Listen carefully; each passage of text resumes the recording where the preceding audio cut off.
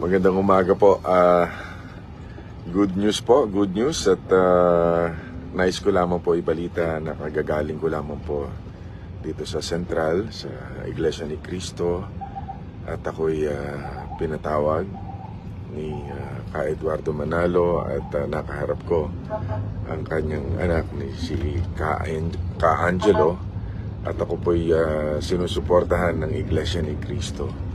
Kaya ang aking taus-pusong pasasalamat sa endorso po ng Iglesia ni Cristo at ng kapatiran. At talaga pong nag-uumapaw po ako sa kaligayahan at napakalaking tulong po nito.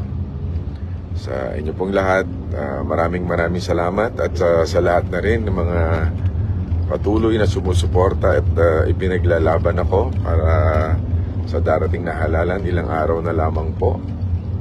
Magandang araw. So yan na po, official ng inendorso ng Iglesia ni Cristo, si Bong Revilla. Base dyan sa kanyang video, kanyang sinabi, siya daw po ay pinatawag ng pamunuan ng Iglesia ni Cristo sa Sentral. At siya po ay nagpapasalamat sa tiwala na binigay ng INC sa kanya. At sinasabi niya, yan po ay malaking tulong sa kanya. Siyempre nga naman. Okay?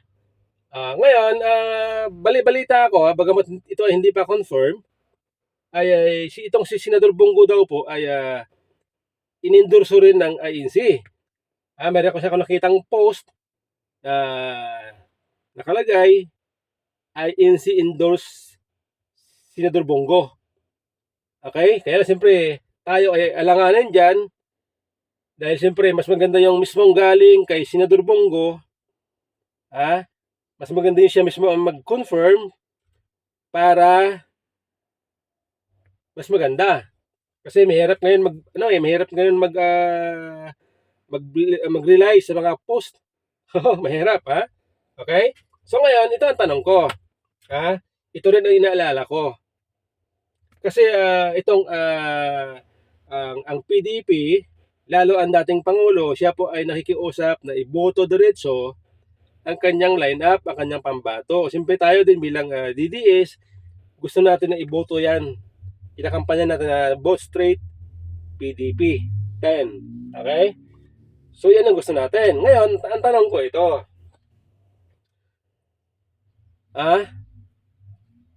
Since si Marcolita po ay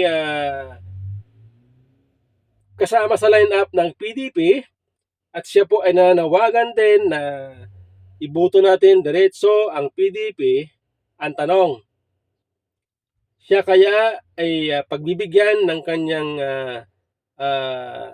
kinakaaniban ay INC? Boboto kaya ng diretso ang INC? Pakinggan kaya nila? Pagbigyan kaya nila si Marcolita? Okay? Kasi 'di ba ang INC po ayaw nila ng impeachment kay BP Sara. Kaya nga po sila nung nakaraan ay nagrally sa Lunita. Okay? Dahil sila po ay nanawagan na wag ituloy ang impeachment. Okay?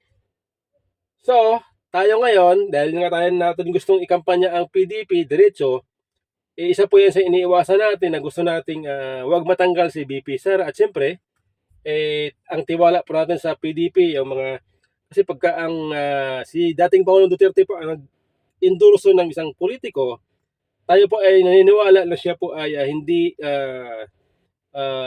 gagawa ng kalokohan sa gobyerno, yung pagnanakaw, paglabag sa batas.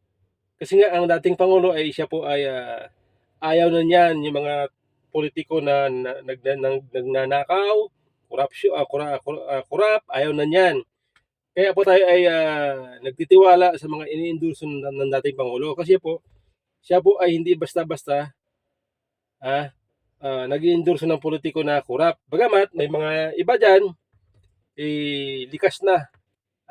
Likas na, malingbing. Okay? Ngayon, ito, iniisip ko.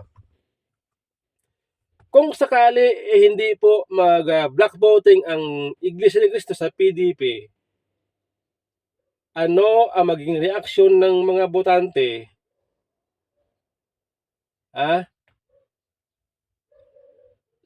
Susuportahan ba ng Mindanao, ng Visayas si Marcolita?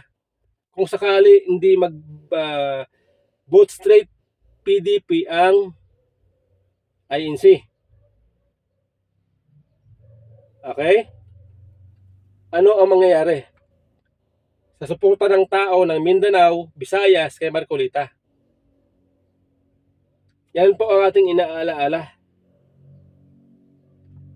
Baka magtampo ang Mindanao, ang Visayas sa INC at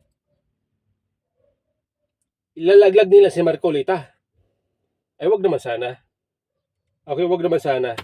Kasi po sayang si Congressman Marcolita po ay isa sa mga nakikita natin na napakaganda ng record, magaling na congressman, matalino sa batas.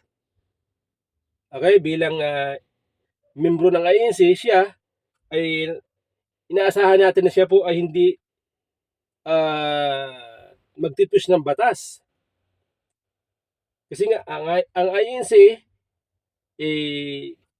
nagtitiwala tayo na sila po ay hindi nagpipilipit ng batas. Disiplinado po sila. Kaya ang ating gusto sana si Marcolita ay mapunta sa Senado. Okay? Kaya na siyempre tulad po yan, kung sakali po hindi magboto diretso ang INC sa PDP, wala po tayong magagawa. Hindi po natin hawak ang desisyon ng ating mga kababayan. Okay? Kaya yan po ang ating hinihintay sa ngayon.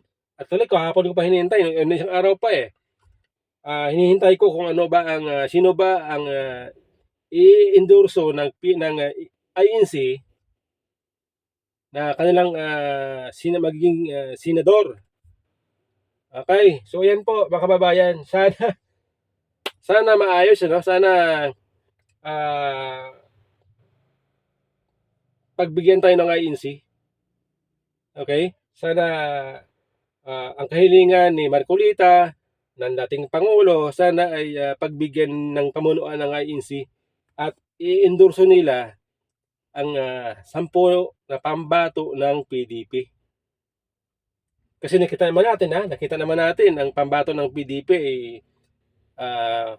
qualified. Talagang makita natin mga abogado sila, karamihan sa kanila abogado, may doktor, may siyempre si Pastor Apollo Kibuloy ay isa ring masabi natin na religious leader yan, masasabi natin na matino yan, hindi yan pipilipit ng batas. Kasi ayaw natin yun yung pinipilipit yung batas, pabor sa kanila, ayaw natin yan. Oo, ayaw, diyan ako inis na inis yung politiko na ipipilipit yung batas, pabor lang sa kanila. Oo, ayaw natin yan. Gusto natin, pabor man sa politiko o hindi, ang batas, dapat batas ng manaig. Okay? Hindi yung pag gumawa ka ng kalokohan, tapos pipilipitin mo yung batas para lang sa inyong pakinabangan, mahirap yun. Kaya tayo po ay umaasa, kaya nga gusto natin na itong si Marcolita bilang membro ng INC, religious person, pati si Kibuloy, kasi nga gusto natin yung mga kandidato, mga politiko na matino. Tapos kung malaglag sila sa Senado, sayang. Sayang po, sayang. Di ba? Sayang. Kaya sana maayos, mga kababayan, sana maayos ito. Okay? Napaisip lang ako kasi nga, dahil sa pag-endorso ng INC kay Bong Revilla. Kaya ako po ito naisip. Okay? Kaya mamaya, hihintayin natin. Baka mamaya po mayroong announcement ng INC na ibibigay sa publiko para malaman natin kung sino-sino ang kanilang i-endorso na mga senador. Okay? So yan pa mga kababayan. Abangan natin mamaya.